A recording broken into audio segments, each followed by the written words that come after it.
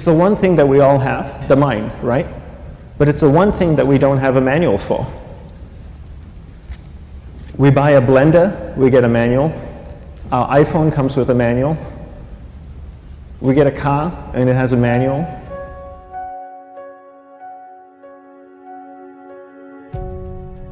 Nobody teaches you how to use the mind. There's no manual for the mind. So this, I think, is one of the most essential things in making progress in our life, is really understanding how our mind works. It's the one thing that we have to live with 24 hours a day, 7 days a week.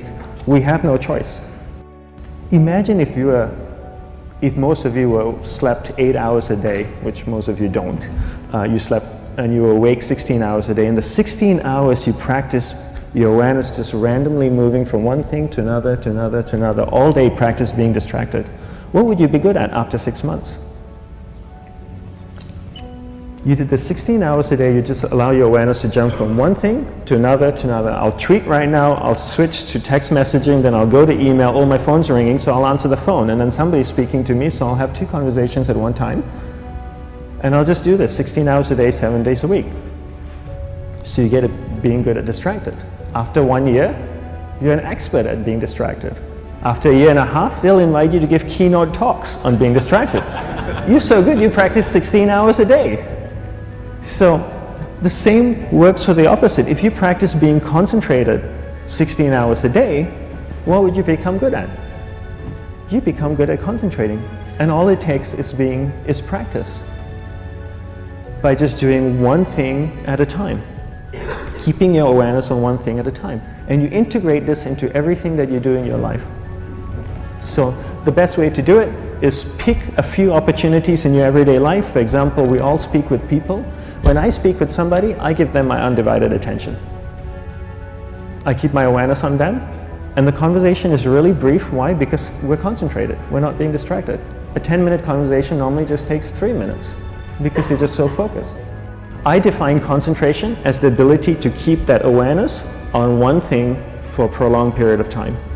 So if I can keep my awareness on Eric and not drift away and think about the wedding, or drift away and think about the vacation, or what I'm going to do later, then I'm concentrating on Eric. Every time it drifts away, I bring it back. And the more I practice this, the more I practice concentration. So concentration is the ability to keep your awareness on one thing for a prolonged period of time. And that's a very simple definition of concentration. How do you get better at concentration? You practice this. You practice this 24 hours a day, 7 days a week. And it's the only way to get good at it. And what's the best way to practice it? The best way to practice it is to integrate it into everything that you do in your life. Not to meditate 10 minutes in the morning. It doesn't work. You really need to look at your life the same way a sprinter in the Olympics looks at his life. You've all heard of Usain Bolt, the man that won the gold medal twice, 2 Olympics in a row, broke the world record. I don't know anything about him, to be honest. But if I was looked at him, he obviously sprints, he practices running, probably does a lot of long distance, he probably does a lot of stretching as well, I'm sure he gets massages. He looks like he eats the right kind of food. Drinks the right amount of water, takes vitamins. His whole day is so disciplined. For what? To prepare him for 9.57 seconds. I think that's what the world record is, right? For 100 meters, 9.5 or 9.57 seconds. His whole day is preparing him for that short time, not the other way around. A lot of people say, you know what, I need to be more concentrated. So you know what, I'm going to meditate in the morning, I'll sit down for 2 minutes. Okay, now I'm Zen master. And the remaining 23 hours and 58 minutes, they just go about being ordinary and crazy. How does that work? How would you change? It's not balanced at all. So if for 23 hours and 58 minutes you were not being concentrated, you allowed your awareness to jump from one thing in your mind to another thing, to another thing, to another thing, to another thing, in an uncontrolled way, what would you be good at? And out of a prolonged concentration comes the wonderful power of observation. You just become more observant, and when you become more observant, you see solutions quicker and you solve things quicker. And it's a wonderful, powerful feeling when somebody is concentrated on you and not being distracted. So the best way is to integrate it into your everyday life. You're speaking with your spouse, give her or give him your undivided attention. So develop your awareness, integrate it into everything that you do in your life. And that's the best way you become good at. The next thing we need to develop is develop your will.